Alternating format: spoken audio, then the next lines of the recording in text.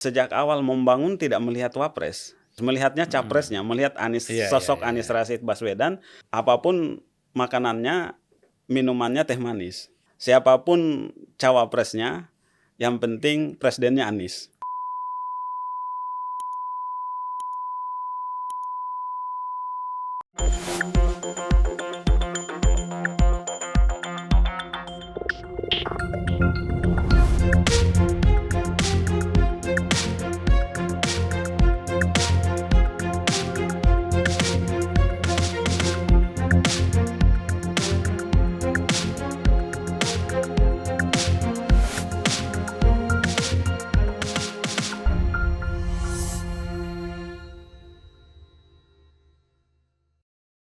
Assalamualaikum warahmatullahi wabarakatuh. Waalaikumsalam warahmatullahi wabarakatuh. Apa kabar?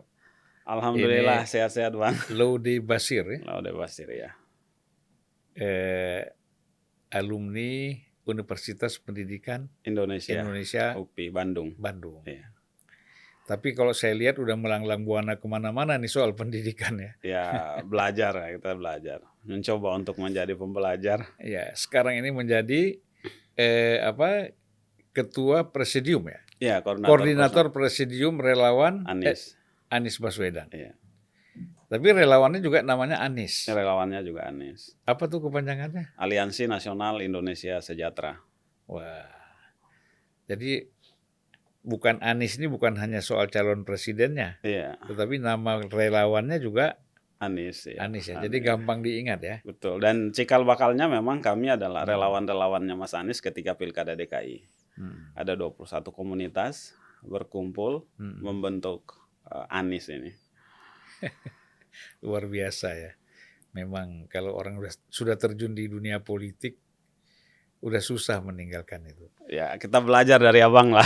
Tapi kalau saya dengar-dengar katanya waktu Pak Mas Anies ini maju sebagai gubernur DKI dulu, ya kan? Iya. Itu katanya sudah aktif sebagai relawan juga ya? Sudah aktif sebagai relawan.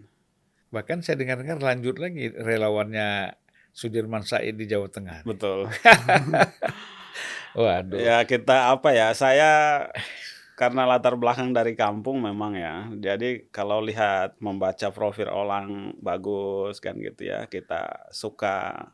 Ada integritas di situ ya kita favorit lah. Jadi kita memang harus dukung. Gitu ya. Iya.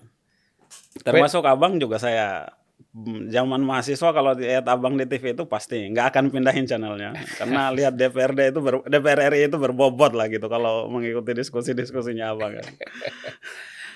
Masa lalu, ya kan? Kita menuju masa depan. Siap. Nah, jadi sebagai koordinator presidium ya tentu kita bicara koordinator presidium relawan Anies ya. Pasti kita bicaranya sekitar pencapresan ya. Siap. Kemarin itu kan sudah ditandatangani ya. Ada piagam dari 3 partai koalisi perubahan. Itu mencalonkan Anies Baswedan sebagai calon presiden. Nah, tapi kan orang masih menilai itu kan sebenarnya masih belum final ya. Menuju final pun juga masih agak jauh ini. Ya kan? Karena piagam itu kan sebuah pernyataan. Siap. Ya kan? Tetapi belum menjadi satu keputusan. Karena pasangannya belum ada. Iya. Nah, ini bagaimana bisa menjelaskan kepada publik ini soal ini? Jadi jauh sebelum piagam ini kalau kami relawan ini ya, khususnya kami di relawan Anies ini kan deklarasi 20 Oktober 2021. Setelah Nasdem ya? Oh, sebelum Nasdem. 1 tahun sebelum Nasdem. Oh, 2021? Berarti 2 tahun dong? Setahun ya? Iya, setahun sebelum Nasdem. Dalam perjalanan ini begini, dalam konteks politik di Indonesia, saya ada 2 poin yang harus menjadi catatan atau pelajaran untuk kita semua. Pertama, hadirnya pemimpin yang mengabdi itu kan bukan hanya kepentingan satu orang. Itu kepentingan kita semua sebagai anak bangsa. Ya. Tentu kita harus mencari dengan berbagai instrumen. Mari kita diskusikan, kita perdebatkan, lalu kemudian dengan instrumen itu kita mencari. Yang kedua, ini pimpinan negara, presiden. Kebiasaan di pemilu Indonesia pasca reformasi, kalau saya memantau, munculnya calon presiden itu selalu saja di detik-detik akhir, di masa pendaftaran pasangan itu. Masyarakat tidak punya waktu yang cukup luas untuk memperdebatkan akan kandidat yang dia mau pilih. Ini menurut saya bukan pembelajaran baik. Ya. Yang baik adalah bagaimana orang-orang yang menurut kita punya potensi untuk memimpin bangsa ini karena track record, karena kompetensi pribadi, ya berbagai keunggulan. Dia kan pemimpin, tentu segala hal harus di atas rata-rata masyarakat pada umumnya. Jadi itu alasannya tahun 2021 betul. itu langsung Deklarasi mendukung Anies Mas sebagai calon presiden. Tentu sebelum ini kami sudah melakukan. Kebetulan saya kan di Jakarta berkomunitas juga di diaspora pelajar dan pemuda Indonesia Timur. Ya, karena saya lahir di Maluku, saya kemudian mengalami masa remaja di Sulawesi. Jadi minimal kemudian saya pasca itu menjadi pendidik, dan murid-murid saya itu ya ada dari Papua, ada dari mana, saya himpun mereka. Dan kita hari ini ada yang sudah S2, S3, ya kita diskusikan. Hasilnya memang merujuk pada Anies Baswedan. Gitu ya. Iya. Tapi kan begini ya, kalau kita lihat Mas Anies ini kan sebenarnya belum final ya. Betul. Sebagai calon presiden. Tapi apakah relawan juga ini yang mengatur udah safari keliling-keliling pulau ini, bukan lagi antar kota, antar pulau. Kita sih kalau dari legal hukumnya nampaknya kan tidak punya legal untuk itu ya. Ya kita istilahnya mensosialisasikan Mas Anies justru tanpa Mas Anies. Lalu kemudian pasca deklarasinya Nasdem mendukung Mas Anies, mereka punya agenda, ya kita ikut di agenda itu. Ya sebagai relawan kita tahu diri lah, ya duduk hukumnya, alas hukumnya itu seperti apa kan, kita hanya mendukung Mas Anies. Jadi tidak punya, belum punya program sendiri untuk melakukan aktivitas safari capres ini melalui relawan, masih bersama mengikuti programnya program-programnya partai lah, entah itu Nasdem, PKS, ya ataupun Demokrat. Belakangan kan di Banten kemarin Mas Anies hadir atas undangan PKS, relawan juga. Dan saat ini memang sudah terbangun hubungan yang cukup harmonis di semua tingkatan, baik itu di pusat DPP, kemudian di provinsi, kabupaten, kota. Tapi kan tiap-tiap partai ini kan, partai pengusung ini kan ada relawannya kan?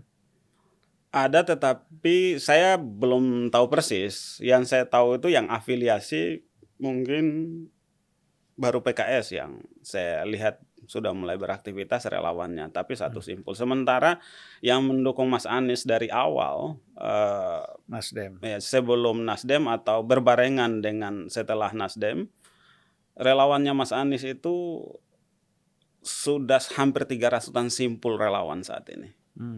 Seluruh Indonesia? Seluruh Indonesia. Jadi ya perbedaan kebetulan saya mulai aktivitas di relawan ini sejak 2014 saat Jokowi JK. Ya. Kemudian Prabowo Sandi kemarin. Ada perbedaan yang cukup signifikan dengan sekarang 2024. Di 2014-2019 relawan itu terbangun hampir bersamaan dengan masa pencapresan, masa tahapan pemilu. Di tahun 2024 dia lahir jauh sebelum, kan tahapan pemilu tentang pencapresan mungkin baru mulai pertengahan September, awal Oktober nanti. Ya sekarang relawan itu sudah ada yang ulang tahun kedua, ada yang sudah ulang tahun 1. Dari totalnya berapa orang semuanya itu?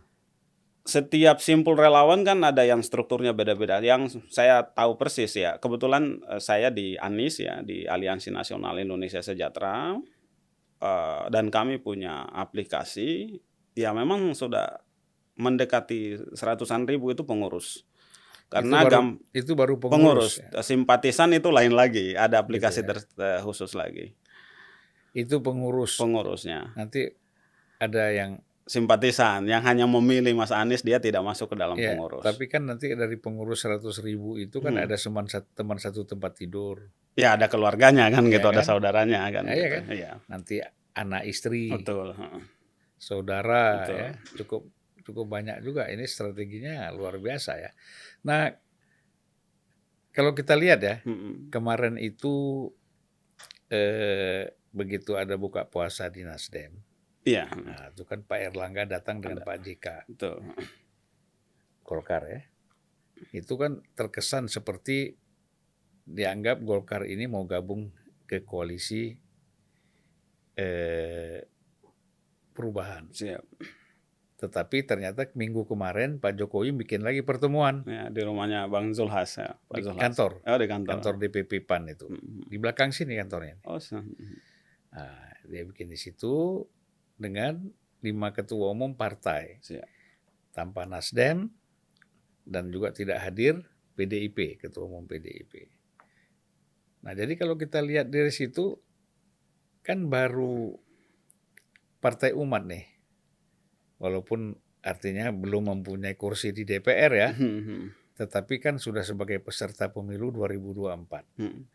Yang menyatakan mendukung Anies Baswedan sebagai capres. Kira-kira ada lagi nggak? Menurut pandangan pantauan relawan ini kan bisa memantau biasanya.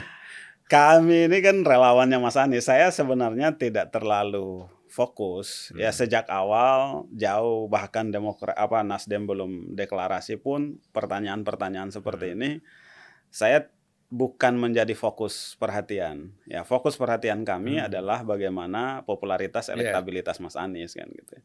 Tentang dukungan partai, kami yakini bahwa para ketua partai, tokoh-tokoh politik bangsa ini tentu kami yakini akan punya jiwa dan nurani yang sama, pemikiran yang sama, rasionalitas, objektivitas yang sama tentang masa depan bangsa ini. Dan kalau kita mau mencari orang yang terbaik ya hari ini dari tidak banyak nama yang bisa kita sebut, dan salah satunya di antara yang sedikit itu adalah Anies Rashid Baswedan.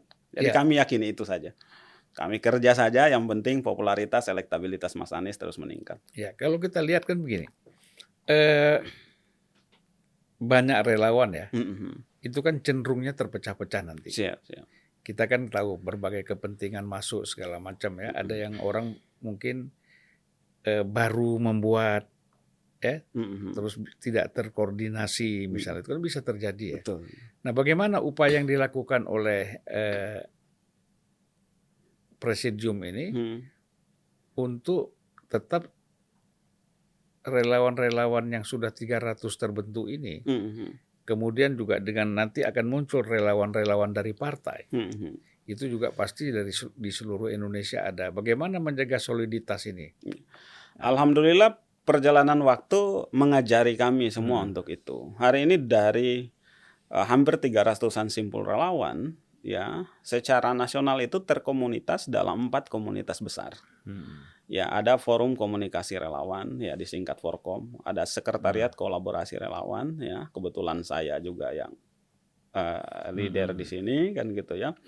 Ada Korean Konfederasi Relawan Anies, ya ada Sekber sekretariat KIB kuning hijau biru. Ya, yang dari 3 mereka kan ada Go Anies, ada Forum Ka'bah Membangun, ada kuning hijau biru. Hijau siapa? Go Anies. Hijau FKM. Forum Ka'bah Membangun, Bang Habil Marati. Oh, iya. Habil Marati. Betul. Kemudian ada Anies juga, tapi kepanjangannya Amanah Indonesia, Bang Sahrin Hamid. Luar biasa ini ya, banyaknya ya. Nah, jadi saya hampir rata-rata kenal semua itu, ya kan? Nah, apapun ceritanya ya, kita bikin relawan, kita bikin pergerakan apa kan, ujung-ujungnya kan harus ada. Subjeknya ini kan mesti ada. Siap. Ya, presiden capresnya ini kan capres cawapresnya mesti ada. Iya. Nah, sampai saat ini kalau menurut relawan kan ini artinya kan misalnya diputuskan satu cawapres. Bisa aja relawan yang beberapa relawan tidak apa merasa tidak cocok ya, tidak nyaman dengan cawapresnya misalnya. Katakanlah nyaman dengan capresnya Mas Anies, tapi tidak nyaman dengan cawapresnya misalnya gitu. Nah, kira-kira menurut relawan ini cawapres yang agak cocok lah ya, kita bilang cocok 100% susah juga nih. Ya kita kira agak cocok itu siapa? Ya satu terkait dengan waktu tadi kami memang sudah menjurus ke kompak hari ini ya. Ya di atasnya 4 komunitas itu ada namanya Sekretariat Perubahan. Ya jadi 300 simpul itu hampir ketemu semua. Yang kedua tentang cawapres, memang karena sejak awal membangun tidak melihat wapres, melihat cawapres, melihatnya capresnya, melihat Anies, sosok Anies Rashid Baswedan.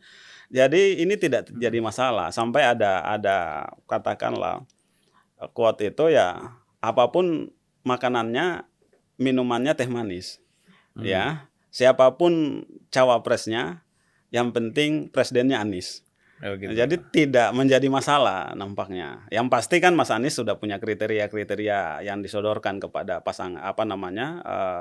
partai-partai koalisi yang mendukung beliau, bahwa bagaimana cawapres yang ada nomor 1 adalah memperluas dukungan elektoral. Yang kedua adalah kemudian bisa menjaga soliditas koalisi ini. Yang ketiga ya menjadi duit tunggal dalam kinerja nanti.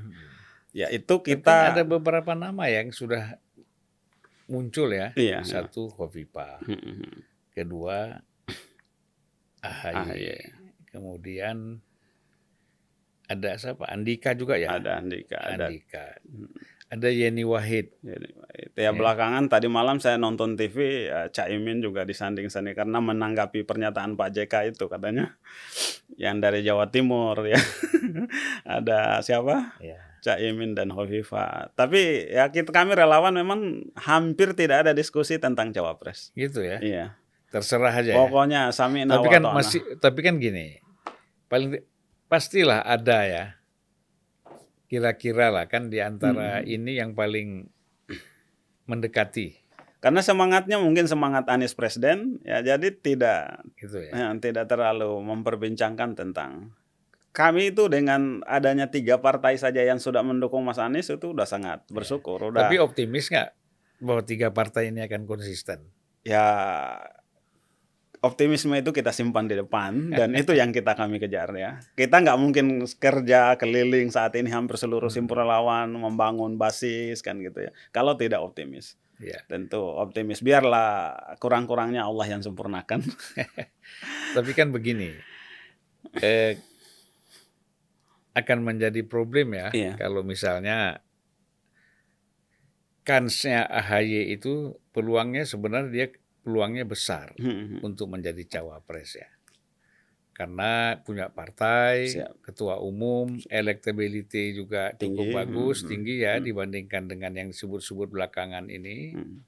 Apakah Yeni atau Khofifah atau Andika, itu kan AHY memang lebih tinggi. Nah, ada kekhawatiran nggak? Ini khawatir aja. Misalnya kalau AHY tidak menjadi cawapres, kira-kira threshold 20% itu bisa nggak tercapai? Ada nggak? Ya diskusi-diskusi kecil lah kira-kira. Di intern kami nggak ada. Karena kami merujuk jauh sebelum ada piagam bersama itu. Ya komunikasi kita dapat bahwa itu kan efektif mereka berkomunikasi, kemudian ada tim kecil, kemudian ada piagam dan jelas juga kan Mas AHY ada di situ menyampaikan bahwa untuk urusan cawapres ya itu biar menjadi diskusi dengan Mas Anies kan gitu ya, urusannya Mas Anies. Ya kemungkinan PKS dan Nasdem juga mengajukan cawapres juga ada ya. Ada. Nah, tapi belum keluar namanya ya. Ya, dan kami pun tidak menunggu. Artinya kita sudah itu tahu ya, sebagai relawan kami coba untuk pada porsinya, tahu pada kewenangannya, tahu dirilah kasarnya seperti itu, bahwa itu adalah kewenangan calon presiden dan kewenangan partai. Jadi biarlah mereka yang kami sebagai relawan ya cukup menjadi supporting ya, mendukung apalagi memang dukungan kami adalah Mas Anies, ya kami ingin solidkan di Mas Anies itu. Siapapun wakilnya tidak jadi masalah, yang penting Anies presiden dan target kita adalah bagaimana memenangkan Mas Anies. Ya, kalau kita kita lihat perkembangan ya, bisa saja Iya. nanti ada masalah apa kita nggak tahu, tiba-tiba Anies tidak bisa maju sebagai capres. Kira-kira sikap relawan ini seperti apa? Kan saya ambil contoh begini, Partai Umat misalnya, Amin Rais mengatakan, kalau Anies tidak maju sebagai capres, saya kembali ke Prabowo katanya. Nah, kira-kira kalau sikapnya relawan ini seperti apa? Kan pasti, saya kira begini ya, kita kan tahu lah relawan ini pada tingkat koordinatornya, ini kan orang-orang banyak bersentuhan dengan masalah politik, ya kan? Iya. Pasti mencari jalan keluar, nggak mungkin. Siap. Kalau Anies nggak jadi calon presiden, kemana nih arahnya? Nah, kira-kira kemana nih? Ya hari ini kami meyakini Mas Anies yang terbaik kan gitu ya, dan kami optimis bahwa Mas Anies itu akan menjadi capres. Seandainya. Dan tidak ada pemikiran seandainya, sehingga kami tidak menyiapkan alternatif juga. Apapun yang terjadi, ya tentu kita akan yang penting pertimbangan-pertimbangan atau dasar-dasar peristiwa itu kemudian rasional, objektif, ya kita semua akan dudukan itu pada pertimbangan-pertimbangan itu kan. Yeah. Jika tidak ada hal-hal yang tidak rasional, yang tidak objektif, ya ada dalam tanda petik orang kemudian mengkaji lalu menemukan bahwa itu ada sesuatu yang perlu kita telusuri lebih dalam, yang tentu akan ada sikap-sikap juga kan gitu ya di atas koridor hukum yang berlaku di Indonesia kan. Iya. Tapi hari ini ya kita masih pada keyakinan bahwa Anies Rashid Baswedan hari ini, ya artinya bisa kita balik logikanya. Pertanyaan kenapa kita harus masih ragu terhadap Mas Anies, toh sudah ada 3 partai. Yang lain saja, yang 1 partai pun belum ada kan gitu ya, tetap jalan, namanya muncul kan gitu. Ya jadi secara sepintas sih saya sudah mendengar tadi ya, mengapa mendukung Anies, karena dianggap inilah yang sementara ini yang terbaik. Betul. Kan gitu. Iya. Ya. Kemudian pasti ada alasan-alasan yang juga yang cukup fundamental. Betul. Yang menyebabkan relawan ini mendukung Anies. Betul. Kan gitu. Terbentuk relawan ini untuk mendukung Anies. Nah, saya kan melihat ini latar belakang banyak kawan-kawan ini kan pertama HMI, ya kan? Karena Anies juga alumni HMI. Kemudian ada faktor Muhammadiyah, ada juga mungkin NU, ya. Kemudian ya yang lain-lain lah. Nah kira-kira secara itu kan kuantitatif, ya. Secara kualitatif apa yang secara spesifik yang membuat kawan-kawan mendukung Anies? Kalau saya dan tim kemudian banyak mencuat di diskusi itu, ya lebih pada latar belakang kami. Ya kami ini adalah mayoritas memang saya di komunitas di relawan Anies ada ya 50% lebih itu berlatar belakang pendidikan. Ya. Pendidik, kemudian saya adalah orang yang dari memang pelosok Indonesia di pinggiran Laut Banda sana, ya. Ya untuk mengenyam pendidikan itu kan sangat, ya, abang tahulah susahnya kita di Indonesia Timur kan gitu seperti apa. Kemudian sampai ke Sulawesi, ya berpendidikan Sulawesi, nyampe ke Bandung. Satu kata kunci yang mengantarkan saya itu adalah faktor beasiswa. Ya. Anies Rashid Baswedan jauh sebelum saya membaca kan, jauh sebelum beliau jadi menteri atau menjadi rektor, kemudian menjadi menteri dan menjadi gubernur DKI Jakarta, sepulang dari Amerika, ya itu yang dia bicarakan, yang dia lakukan adalah bagaimana kepedulian beliau terhadap pendidikan, terhadap orang-orang berprestasi yang berasal dari daerah termiskin, Cuman terluar, aneh juga tertinggal. ya, dia bicara pendidikan terus, tapi sebagai Menteri Pendidikan diberhentikan. Ini Ya, kira-kira, kalau menteri kan jabatan politik. ya. Tentu ada pertimbangan-pertimbangan politik yang Mm-mm. diberikan, yang dilakukan oleh presiden. Hanya Pak Jokowi lah yang tahu. Pak Jokowi Mm-mm. juga tidak pernah menjelaskan itu kan.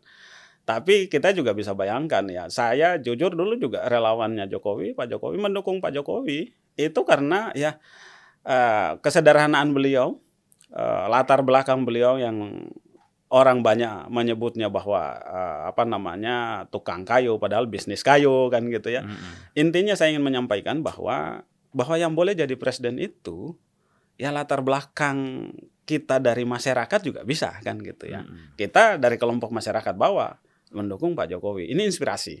Tapi kan Ketika Mas Anies 2019 ya, kan dukung Prabowo kan? iya betul. Ya, karena kita sudah ada di dalam, ada di sekitar, kita tahu juga bagaimana kemudian ya contoh kasus misalkan ya termasuk ketika Mas Anies diganti juga kan tidak ada penjelasan yang cukup rasional bagi kita ya. Sementara salah satu kan jubirnya Pak Jokowi JK Mas Anies.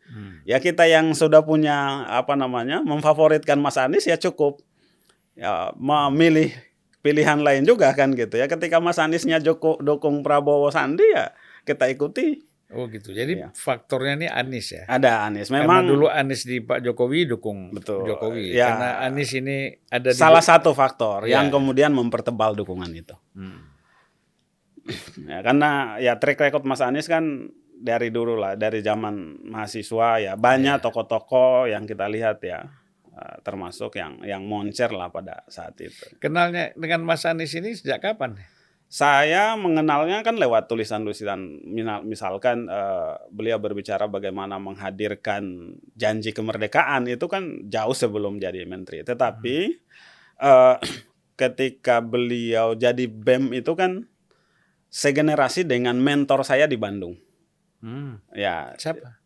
Ya pokoknya tokoh politik juga saat ini kan gitu ya, satu jurusan bahkan ya di kampus ya, hanya jauh selisihnya ya, beliau seumur Mas Anies, hanya dari jurusan yang sama dengan saya kuliah.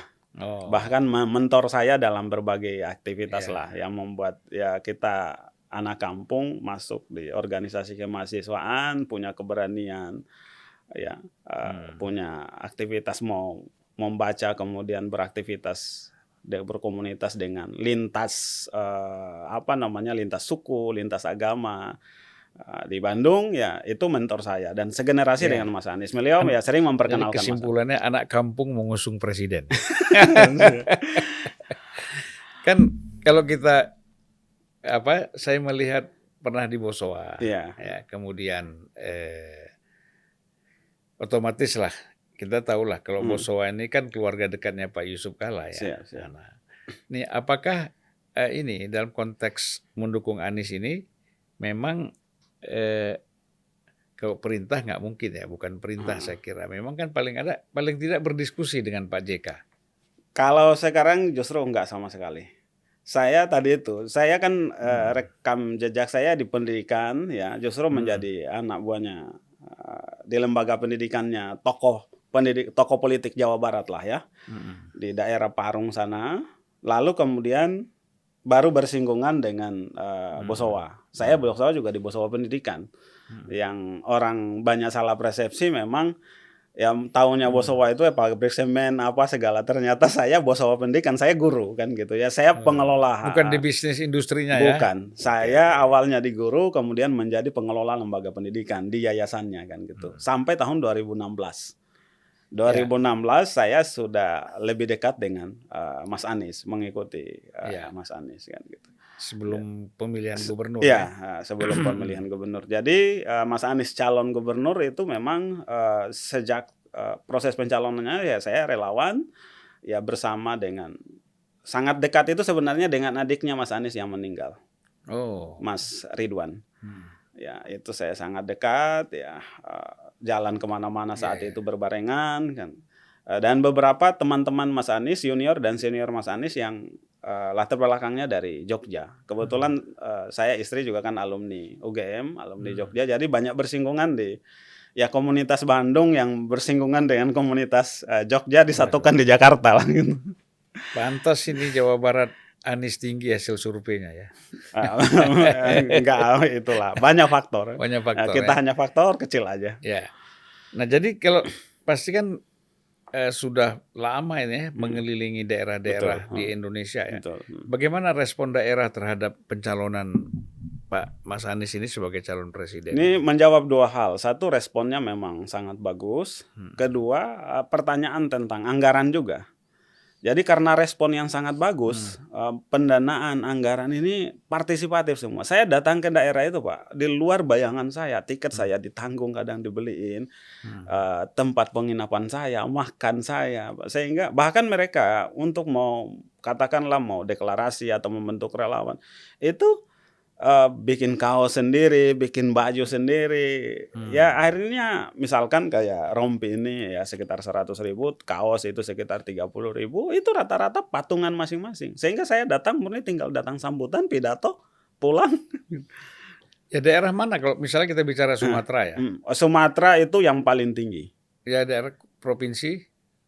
Minus Lampung aja yang agak masih ini. Kalau daerah lain animonya termasuk Kepulauan Riau, Bangka Belitung, itu animonya di atas. Tapi dibanding dengan misalkan di Jawa itu yang agak perlu ini kan Jawa Tengah, Jawa Timur.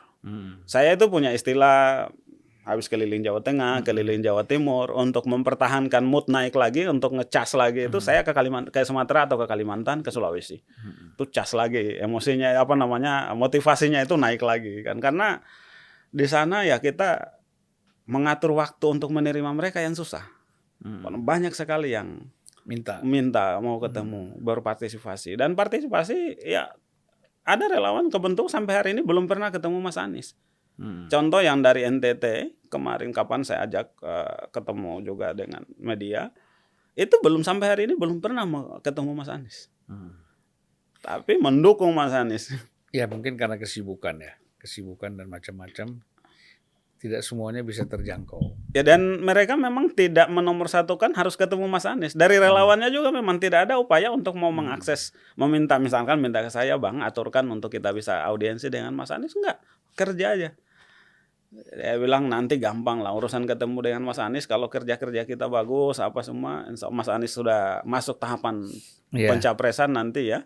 Kalau sekarang kan belum didaftarkan secara resmi di KPU ya. Ini mungkin baru. Berarti optimis ya nanti setelah didaftarkan lebih besar lagi ya. Insya Allah itu akan gitu ya. Gelombangnya akan ini. Ya. Nah, ada nggak kira-kira diskusi-diskusi di komunitas internal relawan, di komunitas relawan bahwa ini Mas Anies ini bahaya juga nih didukung, ada informasi kesan atau apa gitu kan, didukung Amerika kan gitu. Itu ada nggak pembahasan seperti itu? Hampir nggak ada, tapi yang namanya persepsi begitu kan kita di relawan di Mas Anies ini udah sangat kebal. Mas Anies sebelum mencalonkan diri sebagai gubernur DKI itu kan persepsinya Wahabi, macam-macam, liberal, bukan Wahabi, liberal. Setelah jadi gubernur DKI menjadi sangat kanan, ya Wahabi apa semua. Padahal dalam teologi kan dua sisi yang ini tidak nyambung, satu kiri satu kanan kan gitu, liberal dengan yang kanan banget tiba-tiba disatukan di orang yang sama kan gitu ya. Ini kan muncul karena persepsi sehingga hari ini masyarakat itu kita mau dicap Amerika, dicap Eropa, dicap apa sudah. Toh Anies Rashid Baswedan sudah membuktikan. Kalau mungkin kita bicara 2016-2017 misalkan muncul bahwa Mas Anies ini akan cenderung radikal, dekatnya dengan kelompok ini saja kan gitu ya. Kemudian bahkan ada yang sampai kasar akan menjadikan Jakarta seperti Syria, itu mungkin debatable. Tetapi sekarang di 2022, Mas Anies sudah buktikan di Jakarta tidak ada satupun. Saya sering menyampaikan yang masih punya persepsi seperti itu, saya bilang tunjukkan kepada saya. Kalau tidak bisa menunjukkan fakta atau bukti, saya bilang gugur dengan sendirinya pernyataan. Tapi apa salahnya sih kalau dibilang liberal, Heeh. a atau apalagi kalau dibilang Wahabi salahnya apa? Kan nggak ada salah, Iya betul, ya nggak kan? ada salahnya ya. Nah, Persepsi itu kan selalu dibangun untuk dipetah mhm, komplikan masyarakat Indonesia. iya, Ya, saya bilang ya hentikanlah cara-cara berpolitik yang tidak berbasis data dan tidak mendidik, mhm, mendewasakan. Ini kan bukan hanya kepentingan. Kita tidak bicara untuk Anies.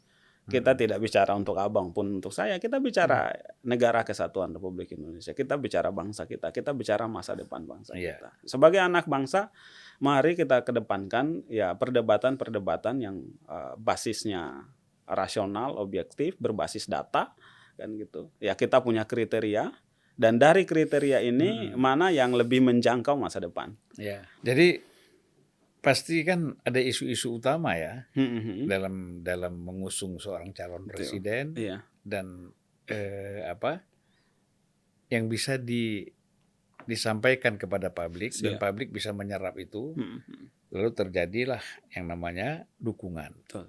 Nah, apa sih yang paling utama yang menjadi apa istilahnya ya isu utama nih Oke. kagak yang disampaikan oleh Mas Anies Iya. yang kemudian itu diterima publik lalu publik akan merespon positif gitu. Mhm. 3 kata yang konsisten dari Anies Rashid Baswedan ketika kita bicara Anies Mhm, Baswedan, ya, adanya ide atau gagasan, diturunkan dalam desain operasional, mhm, narasi, kemudian diturunkan pada tataran aksi. Karya nyata, bisa dalam bentuk fisik, ya, bisa dalam bentuk, kebijakan, kertas karya, dan lain sebagainya. Contoh misalkan ketika beliau bicara tentang kesetaraan keadilan. Di Jakarta itu dulu, mhm, antara harga-harga barang di Pulau Seribu, iya, ya, dengan di 5 kota di Jakarta itu beda.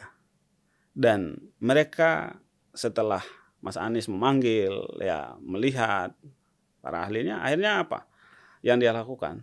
Ya wajar, karena memang ada transportasi, belanjanya di Pasar mhm, Kramat Jati dan lain sebagainya. Anies Rashid Baswedan hadirkan Jack Grosir di Pulau Tidung kecil, mhm, ya. Kemudian transportasinya disubsidi oleh pemerintah, oleh DKI. mhm, Ya, kemudian, pelabuhan penyeberangannya dibagusin. Orang sekitar yang pulau itu, penghuni pulau, 11 pulau yang berpenghuni, itu belanjanya di Pulau Tidung kecil. mhm, Akhirnya apa? Banyak yang dipangkas. Sehingga harga barang yang ada di 5 kota, ya barang bahan pokok tentu, sama dengan yang di Pulau Seribu. Ini bicara kesetaraan, bicara iya keadilan. tapi Kemudian kan dalam hal listrik, ya, ya, banyak sekali aspek yang, bisa kita sebut kalau kita rangkai satu ya. persatu kan. Tapi kan gini, kawan-kawan dari PSI terutama ya, Mhm, Partai Solidaritas Indonesia, mhm, itu beberapa juru bicara mereka kan mengatakan Anies nggak bisa kerja, tidak mhm, ada yang dikerjakan, mhm, ya kan? mhm. Nah ini bagaimana menjawab ini?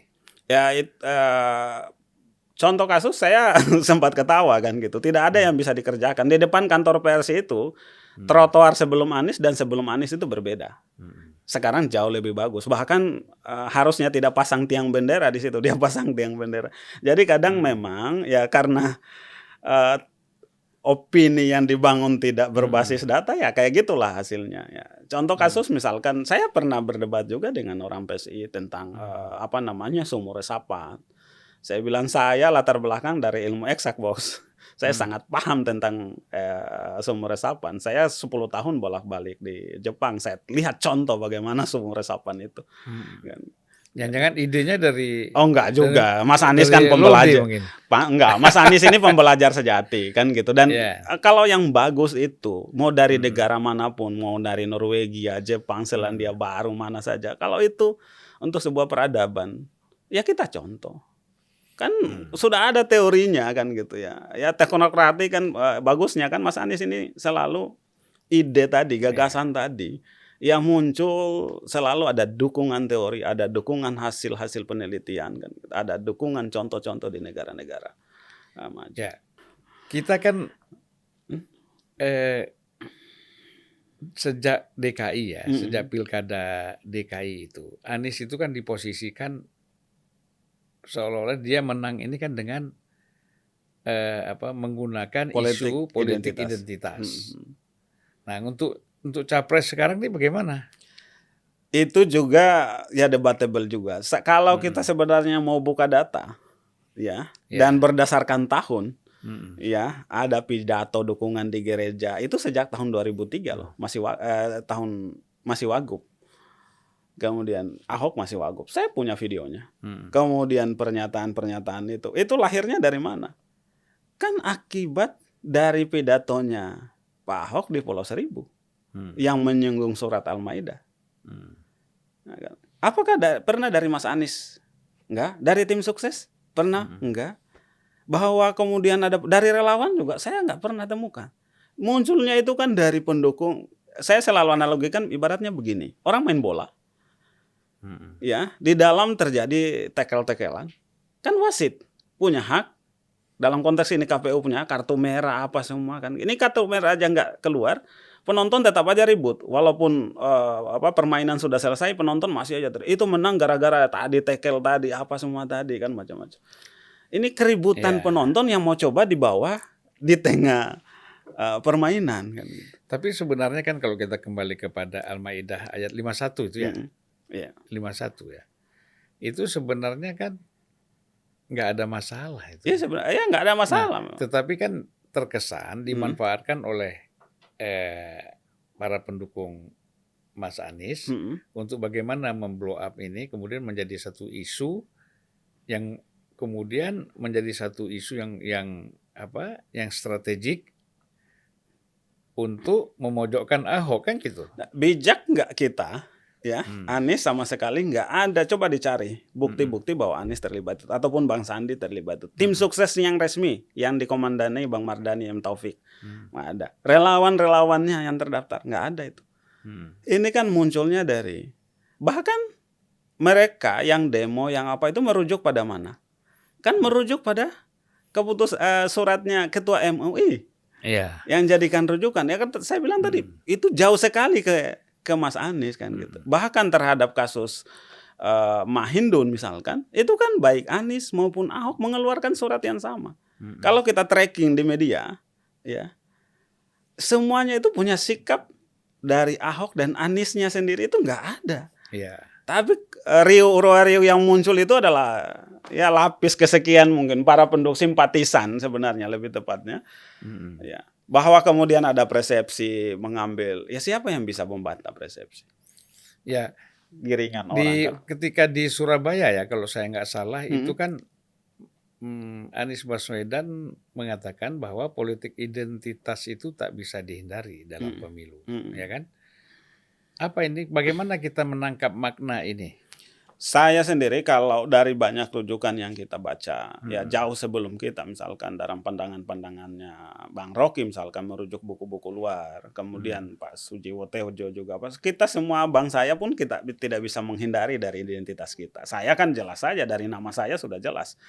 Ini orang mana, agamanya pasti mayoritas apa kan gitu ya. Adalah OD-nya itu kan udah sangat tegas seperti itu. Tapi yang masa saya harus menghindar dari situ, ya masa orang Buton kemudian kalau ke depan juga saya dukung, saya calon gubernur atau calon presiden misalkan, orang Buton dilarang mendukung Laode karena kedekatan itu kan gitu, atau yang Muslim dilarang itu, yang tidak boleh mungkin menjadikan identitas kita, menjadikan Islam kita sebagai alat untuk misalkan mengharamkan yang orang Muslim memilih ini. Ada nggak yang seperti itu? Kan tidak ada. Ya, kalau identitas kita dalam politik nggak bisa. Masa kita mau hapus? Mau kita simpang di mana kan gitu Bang? Ya memang sulit ya. Iya. Kalau kita bicara soal politik identitas ini hampir di belahan dunia manapun semua orang itu akan menggunakan isu itu ya. Tapi kan ini kan orang melihat majority yang menjadi pendukung kan gitu. Pastilah kalau Anies ini sebagai seorang dianggap figur Muslim ya, dia bukan lagi sebagai sekedar seorang Muslim, tapi dia menjadi figur. Nah sudah pastilah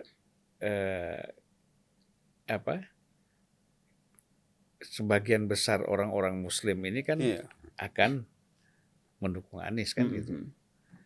Nah kita nggak tahu siapa nanti lawannya, ya kan?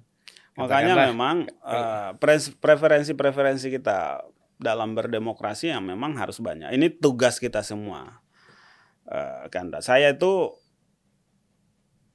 ya dalam beberapa tempat keliling termasuk ke negara-negara yang dalam kategori lebih maju demokrasinya dari Indonesia, ekonominya lebih maju, ada yang saya temukan begini dalam teori. Ya followership and leadership, kemudian turunannya, saya ingin menyampaikan begini. Hasil diskusi saya di luar sana. Bahwa jika suatu komunitas masyarakat itu jauh dari harapan, artinya tidak maju, tidak sejahtera, yang mesti harus disalahkan itu dua kelompok. Satu adalah kaum cerdik pandai, ya, guru, dosen, akademisi, para mahasiswa, karena pada diri mereka lah melekat simbol rasionalitas objektif. Yang kedua adalah para tokoh masyarakat, kaum agamawan, rohaniwan, ustadz, kiai, pendeta. Kenapa? Karena pada mereka lah melekat simbol moral, simbol etis.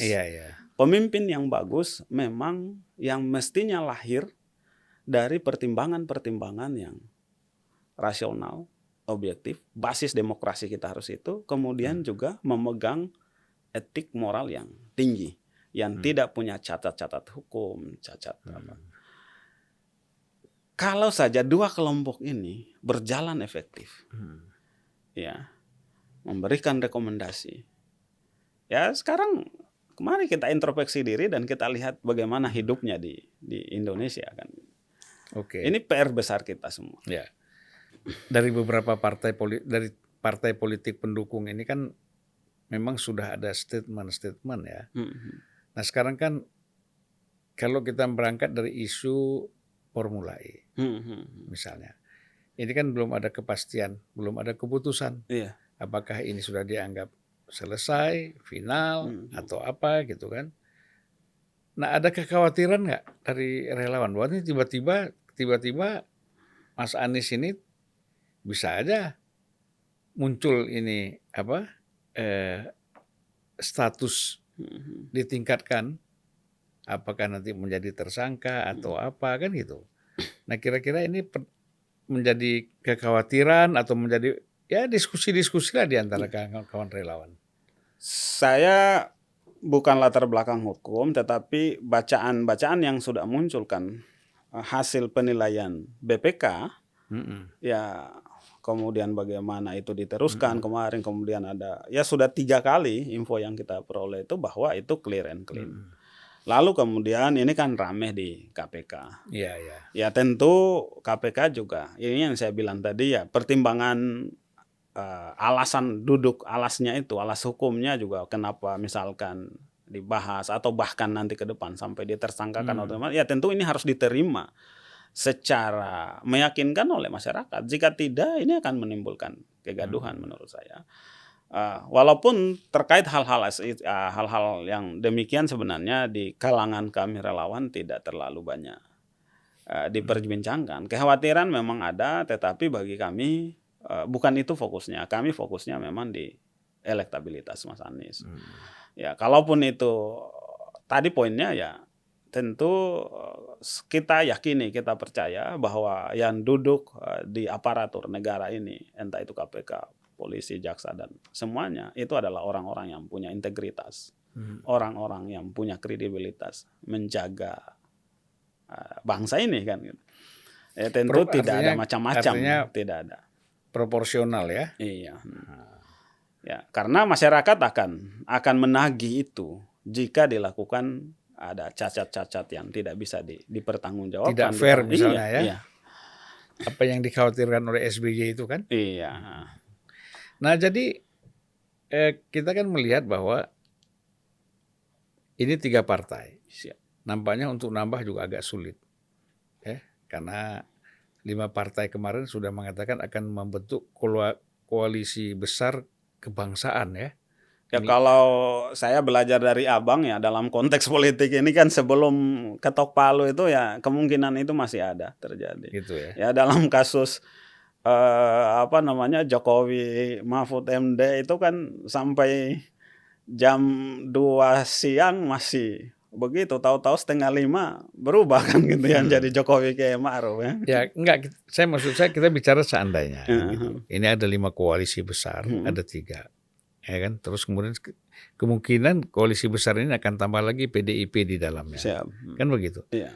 Nah, bagaimana bisa merasa optimis bahwa Anies akan menang melawan koalisi besar ini? Ya, turunannya kan berarti hanya 2 pasangan calon berarti Misalnya ya. kan Ya, gitu. misalkan karena partai yang punya elektoral di apa namanya? PDIP? Iya, sudah tergabung terkelompok dalam 2 Hmm. kelompok itu. Ya, tentu saja modal atau kekuatan yang ada pada Mas Anies kami yakini masyarakat akan punya pilihan-pilihan yang tentu pada pertimbangan-pertimbangan rasional dalam memilih ya. Saya selalu mengistilahkan demokrasi kalau memang substansial, ya demokrasi substansial yang dikedepankan dan ini yang harus kita bangun sebenarnya ya pertimbangannya rasional objektif. Kalau aksesoris demokrasi yang muncul, maka yang dipilih itu pertimbangannya banyakan kaos, banyakan foto, banyakan baliho, banyakan itu ya. Tapi pertanyaannya, jumlah banyak baliho, jumlah banyak sumbangan, jumlah banyak sembako, paralel nggak dengan kemudian kemampuan kita untuk memimpin bangsa ini? Kan tidak paralel. Yang paralel dengan kemampuan mengelola pemerintahan, memimpin bangsa ini adalah pada pertimbangan-pertimbangan tentang kompetensi misalkan. Dan hari ini kami yakini Anies Rashid Baswedan punya keunggulan dalam kompetensi, baik itu kompetensi pribadi maupun pada jejak-jejak ketika beliau memimpin ini di Jakarta ataupun sebelumnya. Tapi itu bukan pencitraan ya. Ya, kalau pencitraan itu kan tidak ada bukti kan gitu ya. Kalau ini kan bisa kita cari, bisa kita perdebatkan kan gitu ya. Saya sebenarnya dalam rangka melahirkan demokrasi substansial di kita, diskusi-diskusi begini saya lebih senang kalau misalkan ada pendukung dari pihak lainnya, dan data yang kita beberkan ke depan. Kan gitu. Mari kita timbang misalkan Anies Rashid Baswedan dengan calon-calon lain, mulai dari kompetensi pribadi, sekolahnya kan gitu, karakter pribadinya kan ya, bagaimana dia dalam keluarganya, bagaimana dia dalam pertemanannya kan ya, pada kompetensi misalkan membangun membangun narasi kan gitu. Ya pemimpin kerjanya memang kompetensi itu perlu. Lobby itu kan dengan kata-kata. Ya, ide dan gagasan. Ide dan gagasan. Yang membuat Anies Baswedan ini berbeda dengan calon-calon lain yang beredar ya, yang adanya dari hasil survei, bahwa Anies kan dilihat sangat beda dengan Jokowi. Bahkan saya mengatakan Anies Baswedan itu adalah antitesis dari Jokowi.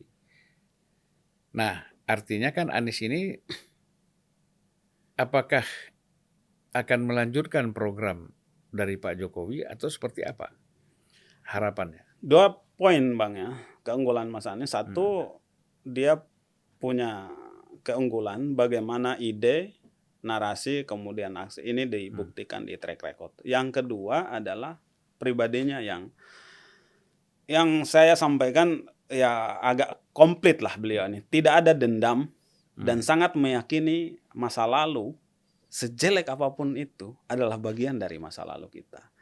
Ya, 4 poin terkait ini. Ya, beliau menyatakan bahwa pemimpin masa lalu yang bagus harus kita teruskan. Ya, yang kurang bagus kita perbaiki. Yang tidak bagus berdasarkan pertimbangan para ilmuwan, para pakar apa semua ya kita hentikan. Dan apa terobosan yang keempat, apa terobosan yang harus dilakukan sebagai sebuah kreasi. Dalam konteksnya dengan Jokowi misalkan, banyak poin dari kebijakan-kebijakan Jokowi di saat menjadi gubernur oleh Anies Rashid Baswedan dilanjutkan. Contoh, KJP. KJP pada saat Jokowi Ahok itu menyentuh anak-anak yang sekolah. Anies Rashid Baswedan sempurnakan. KJP itu menyentuh anak usia sekolah. Jadi tidak ada alasan lagi di Jakarta anak usia sekolah tidak sekolah. Karena sudah ditanggung oleh pemerintah. Kalau pada zamannya Jokowi hanya yang sekolah saja yang dapat, yang tidak sekolah tidak.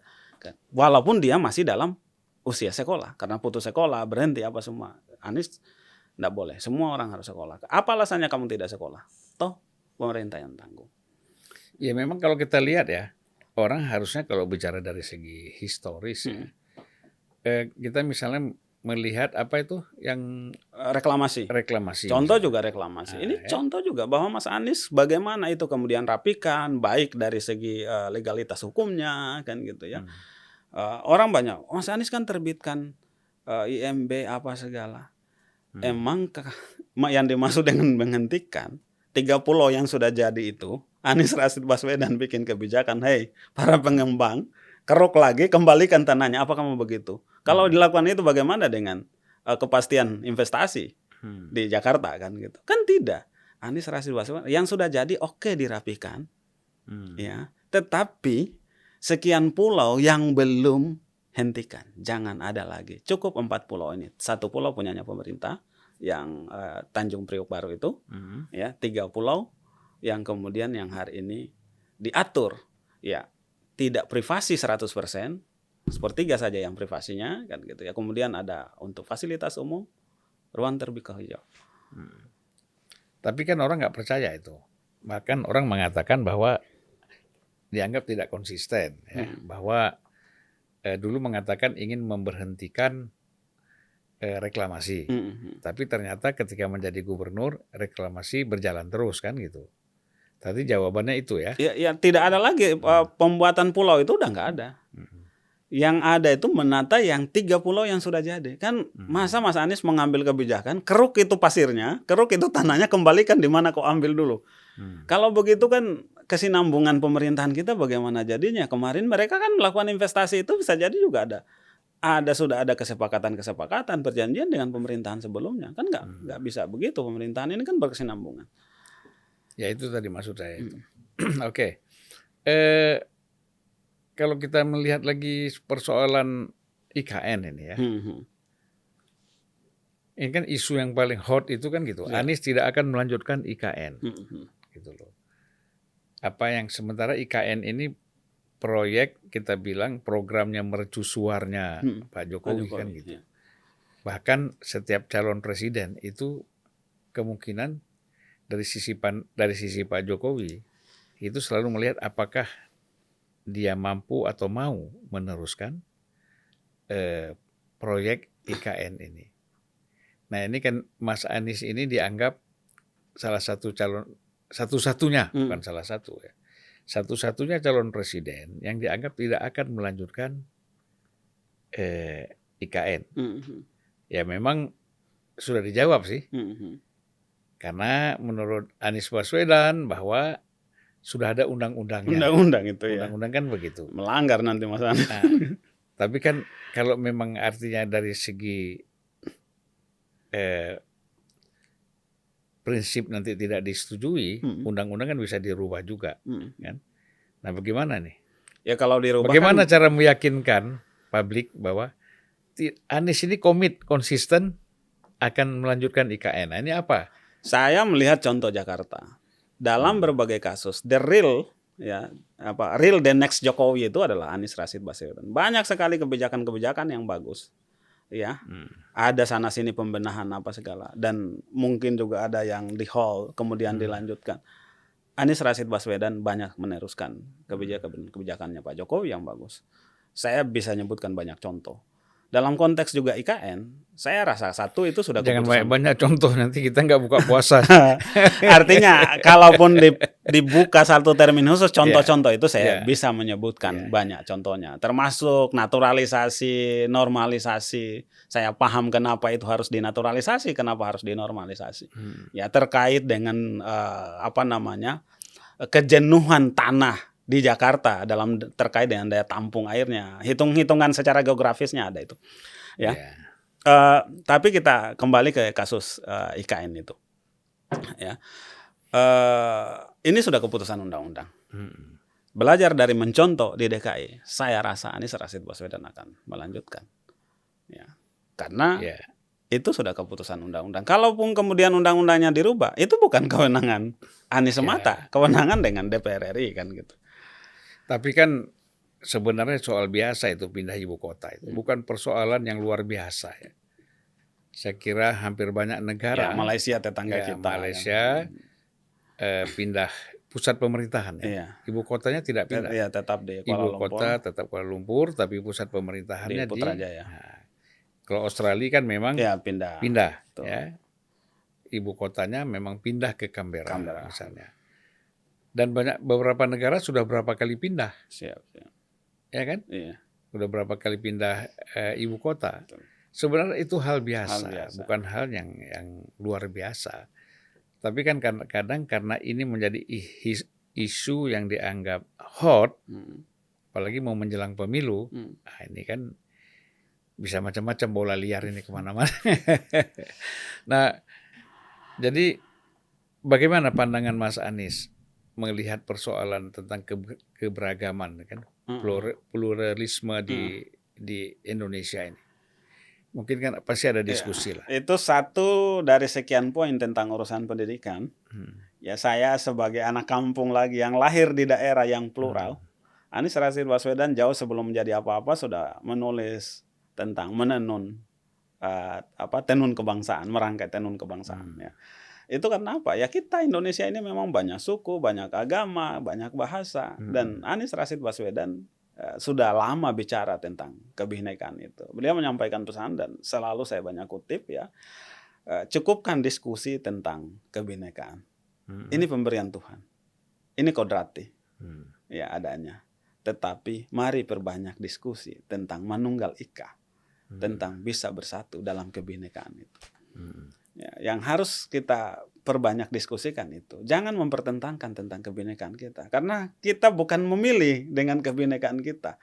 Ya abang yang dengan Acehnya, saya yang dengan Sulawesi, Malukunya kan gitu ya.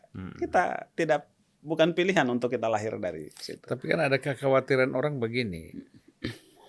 Karena orang tidak ingin kembali lagi pada kasus, walaupun pemicunya ada, ya. Kan pemicunya ada. Katakanlah Ahok ketika itu bicara soal Al-Maidah ayat 51 itu kan pemicu. Nah, dengan pemicu itu kan muncul yang namanya gerakan-gerakan. Yang di sini yang paling di depan itu kan ada HTI, ada FPI misalnya. Dan itu kan dua organisasi yang sudah dilarang oleh pemerintah. Undang-undangnya juga ada kan. Ada. Jadi ini, tapi kan secara di luar menggunakan nama organisasi kan masih bisa bergerak ini. Untuk bicara tadi kita mencegah, artinya begini, keberagaman ini bukan persoalan Anies Baswedan. Iya, persoalan kita semua. Tapi kan ini menjadi persoalan yang akan muncul menjadi antipati ketika kan ada kelompok-kelompok pendukung dari Anies Baswedan yang menggunakan hal-hal bertentangan dengan keberagaman ini kan gitu. Tapi ada antisipasi nggak itu? Jakarta itu adalah miniatur Indonesia. Apa yang abang sebutkan semua ada di Jakarta. Anies Rashid Baswedan sudah melewati memimpin Jakarta 5 tahun. Tidak ada yang dikhawatirkan oleh kita semua tentang yang abang sampaikan tadi di Jakarta. Tapi kan begini, mungkin pada skala Jakarta masih bisa diatasi. Tapi kalau skala yang lebih luas, untuk Indonesia ini kan akan muncul di mana-mana. Iya.